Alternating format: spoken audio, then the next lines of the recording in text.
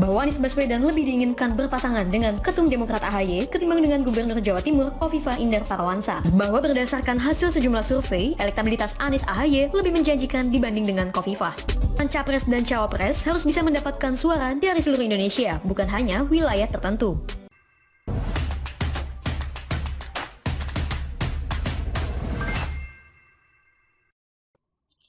Anies bingung pilih AHY atau Khofifah, ditulis oleh Adin dari siwar.com. Koalisi perubahan sebenarnya belum deklarasi resmi. Hanya saja koalisi ini sering dianggap sudah terwujud dan beranggotakan Partai Nasdem, Partai Demokrat, dan PKS. Kendala yang dihadapi adalah penentuan siapa cawapres pendamping Anies Baswedan. Bahayanya masalah penentuan cawapres ini bisa menyebabkan keretakan koalisi yang memang belum terbentuk. Perbedaan pendapat kembali terjadi antara Partai Demokrat dan Nasdem. Ketua Bapilu Partai Demokrat Andi Arief menilai ketumnya Agus Harimurti Yudhoyono atau AHY lebih menjanjikan dampingi Anies. Sedangkan Waketum Nasdem Ahmad Ali menyebut Gubernur Jawa Tengah Khofifah Indar Parawansa lebih pas mendampingi. Anies tentu saja kebingungan harus memilih siapa. Perbedaan pendapat ini menandakan jika keinginan Demokrat AHY cawapres ke Nasdem masih belum berhasil diterima. Perbedaan pendapat dua partai ini cukup berbahaya terhadap kelangsungan koalisi perubahan. AHY dan Khofifah mempunyai kelebihan dan kekurangan yang membuat Anies bingung dalam memilih. Berdasarkan survei, AHY memang lebih menjanjikan dampingi Anies Baswedan daripada Khofifah. Sejak awal AHY sudah terkonfirmasi ingin maju Pilpres, sementara Khofifah sebaliknya masih terlihat kelas gubernur yang ingin maju kembali di Jatim.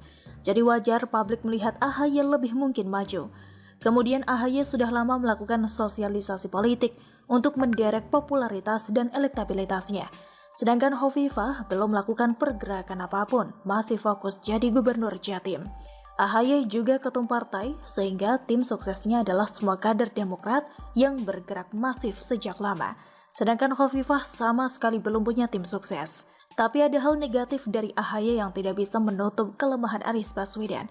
AHY lemah pada pemilih Jawa Timur, pemilih Nahdien, dan keterwakilan perempuan dibandingkan Khofifah. Tapi saat ini AHY lebih menjanjikan.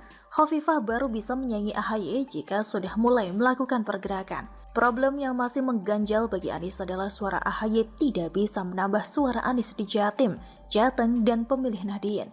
Faktor ini sangat diperlukan untuk menjamin kemenangan. Anies mungkin masih berpikir untuk mencari tokoh lain di internal koalisi yang mampu menjamin kemenangan. Anies dan koalisi perubahan harus super hati-hati, karena persoalan cawapres ini bisa berujung pada bubarnya koalisi jika tidak segera diselesaikan. Gencarnya Demokrat menjadikan AHY cawapres Anies harus disikapi koalisi dengan bijak. Jika Demokrat tersinggung dan marah, bukan tidak mungkin akan cabut dari koalisi dan mencari peruntungan yang lebih baik. Koalisi perubahan anggotanya memang mempunyai raihan suara yang relatif merata, sehingga mereka setara dan saling ketergantungan. Jika satu parpol saja keluar, maka koalisi perubahan terancam ambiar. Bagaimana menurut Anda? Kami juga sudah merapatkan bahwa kilang akan kita pindah ke tanah Pelindung. Ya, kilang akan pindah ke tanah Pelindung. Jangan dibalik ya. Jangan dibalik. Ini kalian jangan dibalik-balik. Pelumpang itu udah dibuat di sana, ada daerah kosong atau bumper untuk buffer zone untuk tidak ada kejadian. Jangan ini yang disuruh pindah, orang yang tidak berhak di situ yang harus disuruh pindah. Jadi jangan dibalik-balik. Kita jangan membuat berita-berita benar. Nanti setiap waktu akan begitu. Yang memberikan izin itu saya kira tidak benar. Karena itu sekarang itu tanggung jawab lah nyawa yang hilang berapa orang itu.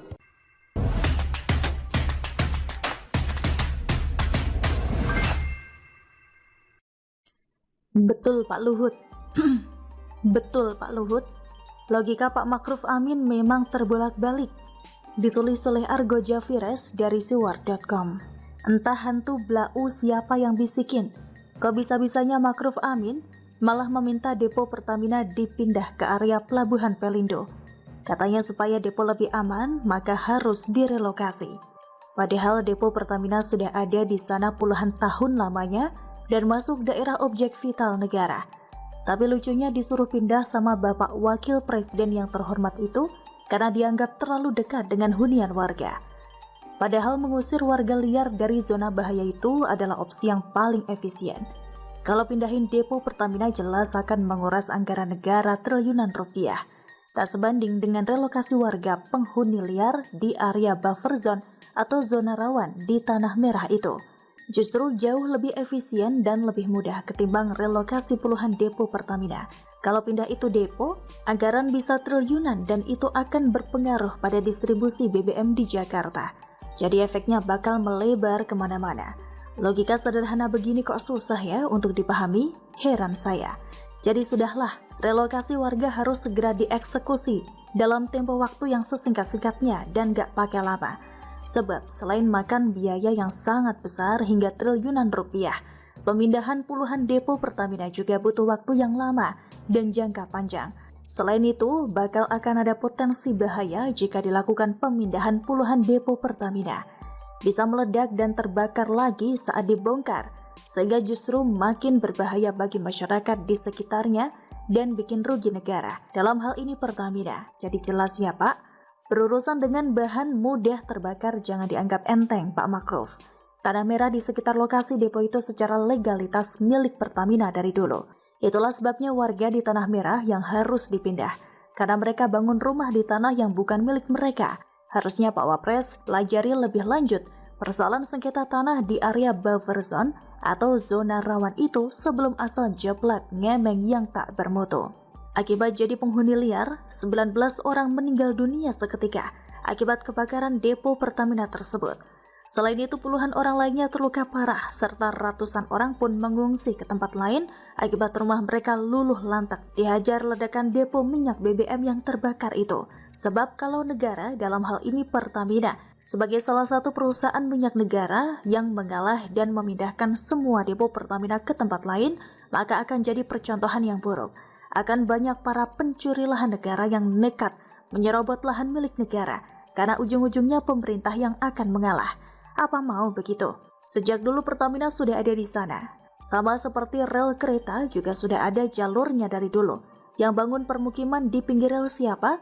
Apakah kalau ada kereta yang selip di jalurnya dan menabrak pemukiman warga yang makan korban ratusan orang meninggal, apakah rel kereta dipindahkan juga? Besok-besok bikin permukiman pakai triplek di sekeliling istana negara, presiden disuruh pindah. Atau bangun rumah liar di dekat pangkalan militer, lalu tentaranya disuruh pindah. Atau sekalian saja bikin rumah di Monas, lalu Monasnya yang disuruh pindah. Hadeh Pak Wapres, capek deh.